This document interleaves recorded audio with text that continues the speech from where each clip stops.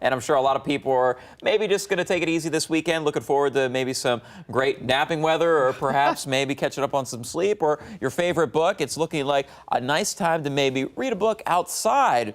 And that means we got some big changes on the way, because that is probably not something you've been wanting to do over the past couple days with just how hot and humid it's been. Still pretty warm yesterday. We had a high of 84 degrees. This morning, off to another muggy start. You could see those temperatures back in the low 70s, but we are looking at a mainly dry start to the day.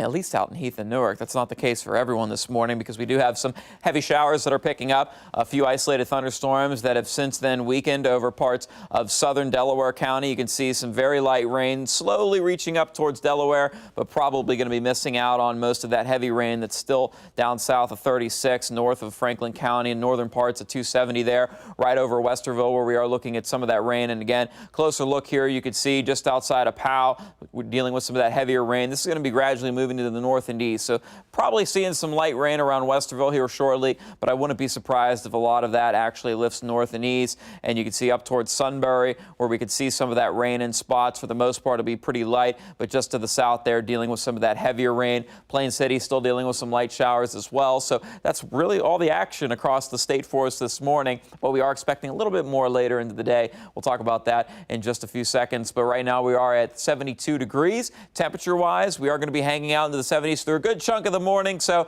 maybe you're heading out, getting some breakfast, or I don't know, maybe getting your favorite treat in the morning. We are going to be looking at some rain kind of periodically through the morning hours. It'll be pretty scattered for the most part, with some breaks in the clouds later this afternoon. And as those temperatures sneak in closer to 80 degrees, wouldn't be surprised if we were to see a few showers and storms develop. But talking about highs in the 80s, we're really going to be on either side of 80 degrees for the foreseeable future. It'll be nice to see not only temperatures cooler than average, but especially just in time for the weekend. 78 for a high on Friday, just, a handful of degrees off of where we're currently at right now. So we got some cool, dry air on the way, but we're still going to be looking at some scattered showers this afternoon, especially through this morning, where again, temperature-wise, we'll be climbing into the mid-70s for us by around lunchtime. Heading into the afternoon hours, that's where we'll see some storms develop. It looks mainly along and south of I-70 for us. That'll then continue to move out to the south and east as we head into this evening. Temperature-wise, we're going to be topping off into the upper 70s, low 80s for us, and then cooling off tonight.